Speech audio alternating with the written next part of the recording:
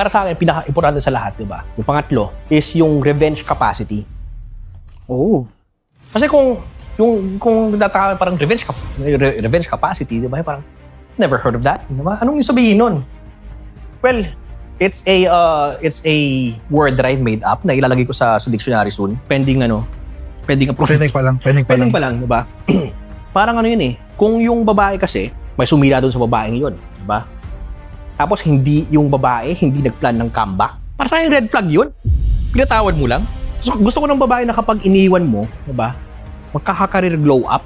Malaking hang glow up dapat. Oo, yung tipo, yung sobrang thirst niya sa revenge. Di ba? Na nag-glow up siya career-wise to show dun sa ex niya na iwan mo ko, basura ka pala, mas mataas pa ako sa'yo ngayon. Mas mataas pa kita ko sa'yo. Yeah, ganun ang gusto ko. Diba? Kasi kung ano eh, yung tipong gagawa siya ng business, diba? Out of spite. Dahil lang, mapakita lang na, oh, I'm better than you. Pero gusto ko, diba? Kasi kung hindi kanya kayang tapatan sa chess or sipain emotionally pag kailangan, diba? Eh, paano na i-handle yung joint bank account? Oh, that's true. Oo nga naman. Diba? Oo nga naman. Reasonable.